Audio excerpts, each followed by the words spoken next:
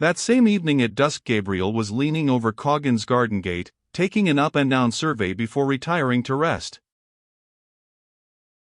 A vehicle of some kind was softly creeping along the grassy margin of the lane. From it spread the tones of two women talking. The tones were natural and not at all suppressed. Oak instantly knew the voices to be those of Bathsheba and Liddy. The carriage came opposite and passed by. It was Miss Everdene's gig, and Liddy and her mistress were the only occupants of the seat. Liddy was asking questions about the city of Bath, and her companion was answering them listlessly and unconcernedly. Both Bathsheba and the horse seemed weary. The exquisite relief of finding that she was here again, safe and sound, overpowered all reflection, and Oak could only luxuriate in the sense of it. All grave reports were forgotten. He lingered and lingered on, till there was no difference between the eastern and western expanses of sky, and the timid hares began to limp courageously round the dim hillocks. Gabriel might have been there an additional half-hour when a dark form walked slowly by. "Good night, Gabriel," the passer said. It was Boldwood. "Good night, sir," said Gabriel. Boldwood likewise vanished up the road, and Oak shortly afterwards turned indoors to bed. Farmer Boldwood went on towards Miss Everdene's house. He reached the front, and approaching the entrance, saw a light in the parlor. The blind was not drawn down, and inside the room was Bathsheba, looking over some papers or letters. Her back was towards Boldwood. He went to the door, knocked, and waited with tense muscles and an aching brow. Boldwood had not been outside his garden since his meeting with Bathsheba in the road to Yalbury. Silent and alone, he had remained in moody meditation on woman's ways, deeming as essentials of the whole sex the accidents of the single one of their number he had ever closely beheld. By degrees a more charitable temper had pervaded him, and this was the reason of his sally tonight.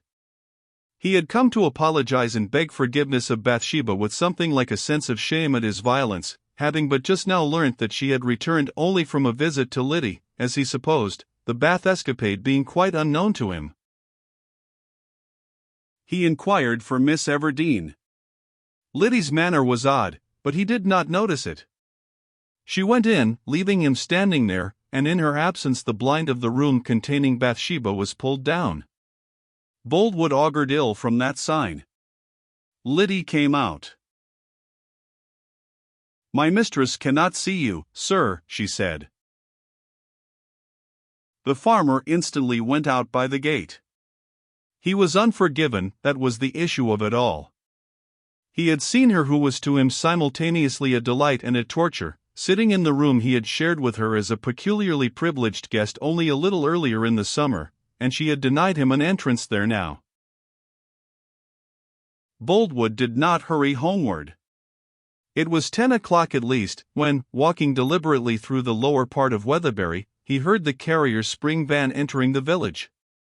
The van ran to and from a town in a northern direction, and it was owned and driven by a Weatherbury man, at the door of whose house it now pulled up. The lamp fixed to the head of the hood illuminated a scarlet and gilded form, who was the first to alight. "Ah," said Boldwood to himself, "come to see her again." Troy entered the carrier's house, which had been the place of his lodging on his last visit to his native place. Boldwood was moved by a sudden determination. He hastened home. In 10 minutes he was back again, and made as if he were going to call upon Troy at the carrier's. But as he approached, someone opened the door and came out. He heard this person say good night to the inmates, and the voice was Troy's. This was strange, coming so immediately after his arrival. Boldwood, however, hastened up to him. Troy had what appeared to be a carpet-bag in his hand, the same that he had brought with him. It seemed as if he were going to leave again this very night. Troy turned up the hill and quickened his pace. Boldwood stepped forward. "Sergeant Troy?" "Yes, I'm Sergeant Troy." Just arrived from up the country, I think. Just arrived from Bath. I am William Boldwood. Indeed. The tone in which this word was uttered was all that had been wanted to bring Boldwood to the point. I wish to speak a word with you, he said. What about? About her who lives just ahead there, and about a woman you have wronged. I wonder at your impertinence, said Troy, moving on. Now look here, said Boldwood, standing in front of him, wonder or not, you are going to hold a conversation with me. Troy heard the dull determination in Boldwood's voice, looked at his stalwart frame, then at the thick cudgel he carried in his hand. He remembered it was past 10 o'clock. It seemed worthwhile to be civil to Boldwood. Very well, I'll listen with pleasure, said Troy, placing his bag on the ground, only speak low, for somebody or other may overhear us in the farmhouse there. Well then, I know a good deal concerning your Fanny Robin's attachment to you. I may say, too, that I believe I am the only person in the village, excepting Gabriel Oak, who does know it. You ought to marry her. I suppose I ought. Indeed, I wish to, but I cannot. Why? Troy was about to utter something hastily, he then checked himself and said, I am too poor. His voice was changed. Previously it had had a devil-may-care tone. It was the voice of a trickster now. Boldwood's present mood was not critical enough to notice tones. He continued, I may as well speak plainly, and understand, I don't wish to enter into the questions of right or wrong, woman's honor and shame, or to express any opinion on your conduct. I intend a business transaction with you. I see, said Troy. Suppose we sit down here. An old tree trunk lay under the hedge immediately opposite, and they sat down. I was engaged to be married to Miss Everdene, said Boldwood, but you came in. Not engaged, said Troy. As good as engaged. If I had not turned up, she might have become engaged to you. Hang might. Would, then. If you had not come, I should certainly, yes, certainly, have been accepted by this time. If you had not seen her, you might have been married to Fanny. Well, there's too much difference between Miss Everdene's station and your own for this flirtation with her ever to benefit you by ending in marriage. So all I ask is, don't molest her any more. Marry Fanny. I'll make it worth your while. How will you? I'll pay you well now, I'll settle a sum of money upon her, and I'll see that you don't suffer from poverty in the future. I'll put it clearly. Bathsheba is only playing with you, you are too poor for her as I said, so give up wasting your time about a great match you'll never make for a moderate and rightful match you may make tomorrow. Take up your carpet bag, turn about, leave Weatherbury now, this night, and you shall take £50 with you. Fanny shall have 50 to enable her to prepare for the wedding, when you have told me where she is living, and she shall have 500 paid down on her wedding day. In making this statement, Boldwood's voice revealed only too clearly a consciousness of the weakness of his position, his aims, and his method. His manner had lapsed quite from that of the firm and dignified Boldwood of former times, and such a scheme as he had now engaged in he would have condemned as childishly imbecile only a few months ago. We discern a grand force in the lover which he lacks whilst a free man, but there is a breadth of vision in the free man which in the lover we vainly seek. Where there is much bias there must be some narrowness, and love, though added emotion, is subtracted capacity. Boldwood exemplified this to an abnormal degree. He knew nothing of Fanny Robin's circumstances or whereabouts, he knew nothing of Troy's possibilities, yet that was what he said. I like Fanny best, said Troy, and if, as you say, Miss Everdene is out of my reach, why I have all to gain by accepting your money, and marrying Fan. But she's only a servant. Never mind, do you agree to my arrangement? I do. Ah, said Boldwood, in a more elastic voice. Oh, Troy, if you like her best, why then did you step in here and injure my happiness? I love Fanny best now, said Troy. But Batch, Miss Everdeen inflamed me, and displaced Fanny for a time. It is over now. Why should it be over so soon? And why then did you come here again? There are weighty reasons. £50 at once, you said. I did, said Boldwood, and here they are, 50 sovereigns. He handed Troy a small packet. You have everything ready, it seems that you calculated on my accepting them, said the sergeant, taking the packet. I thought you might accept them, said Boldwood. You've only my word that the program shall be adhered to, whilst I at any rate have £50. I had thought of that, and I have considered that if I can't appeal to your honor I can trust to your, well, shrewdness will call it, not to lose £500 in prospect, and also make a bitter enemy of a man who was willing to be an extremely useful friend. Stop, listen, said Troy in a whisper. A light pit-pat was audible upon the road just above them. By George, 'tis she, he continued. I must go on and meet her. She, who? Bathsheba. Bathsheba out alone at this time o' night, said Boldwood in amazement, and starting up. Why must you meet her? She was expecting me tonight, and I must now speak to her, and wish her goodbye, according to your wish. I don't see the necessity of speaking. It can do no harm, and she'll be wandering about looking for me if I don't. You shall hear all I say to her. It will help you in your lovemaking when I am gone.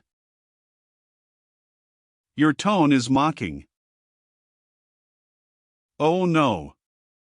And remember this, if she does not know what has become of me, she will think more about me than if I tell her flatly I have come to give her up.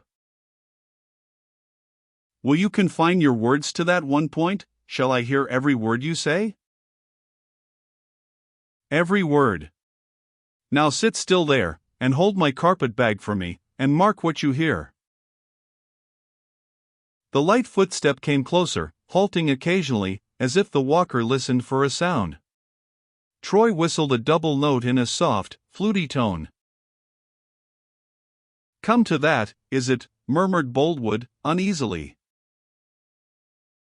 You promised silence, said Troy. I promise again. Troy stepped forward. Frank, dearest, is that you? The tones were Bathsheba's. Oh God, said Boldwood. Yes, said Troy to her. How late you are, she continued, tenderly. Did you come by the carrier? I listened and heard his wheels entering the village, but it was some time ago, and I had almost given you up, Frank. I was sure to come, said Frank. You knew I should, did you not? Well, I thought you would, she said, playfully, and, Frank, it is so lucky.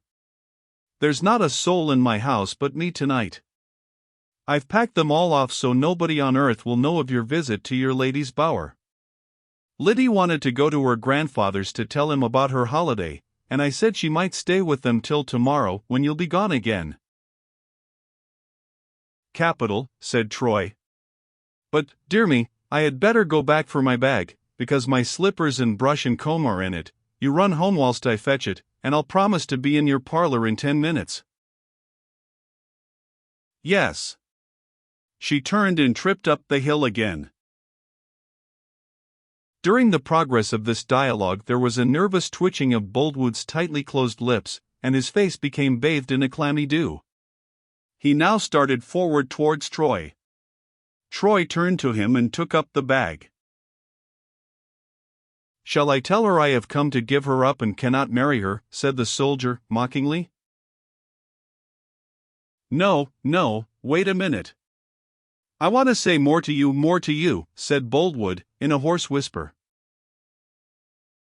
"Now," said Troy, "you see my dilemma. Perhaps I am a bad man, the victim of my impulses, led away to do what I ought to leave undone. I can't, however, marry them both. And I have two reasons for choosing Fanny. First, I like her best upon the whole, and second, you make it worth my while." At the same instant Boldwood sprang upon him, and held him by the neck.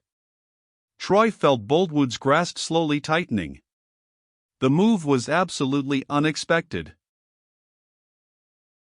"A moment," he gasped. "You are injuring her you love." "Well, what do you mean?" said the farmer. "Give me breath," said Troy. Boldwood loosened his hand, saying, "By heaven, I've a mind to kill you. And ruin her. Save her." "Oh, how can she be saved now, unless I marry her?" Boldwood groaned. He reluctantly released the soldier, and flung him back against the hedge. "Devil, you torture me," said he. Troy rebounded like a ball, and was about to make a dash at the farmer, but he checked himself, saying lightly, "It is not worth while to measure my strength with you. Indeed, it is a barbarous way of settling a quarrel. I shall shortly leave the army because of the same conviction.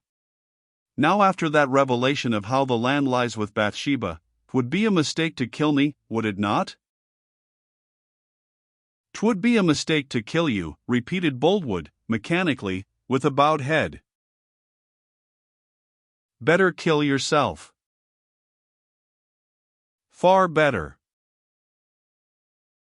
"I'm glad you see it." "Troy, make her your wife, and don't act upon what I arranged just now.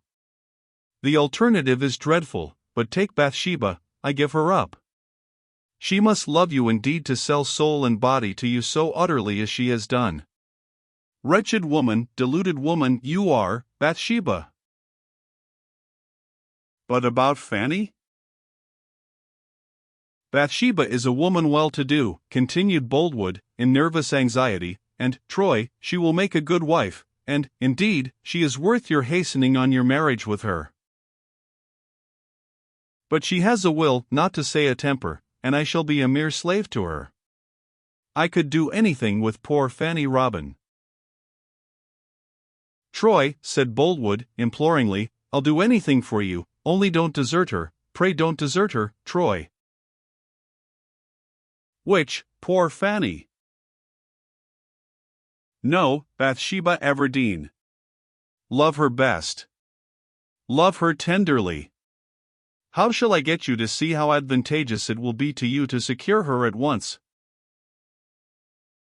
"I don't wish to secure her in any new way." Boldwood's arm moved spasmodically towards Troy's person again. He repressed the instinct, and his form drooped as with pain. Troy went on. "I shall soon purchase my discharge, and then. But I wish you to hasten on this marriage. It will be better for you both. You love each other, and you must let me help you to do it." "How?" "Why, by settling the 500 on Bathsheba instead of Fanny, to enable you to marry at once. No, she wouldn't have it of me. I'll pay it down to you on the wedding day." Troy paused in secret amazement at Boldwood's wild infatuation. He carelessly said, "And am I to have anything now?" "Yes, if you wish to. But I have not much additional money with me. I did not expect this, but all I have is yours." Boldwood, more like a somnambulist than a wakeful man, pulled out the large canvas bag he carried by way of a purse, and searched it.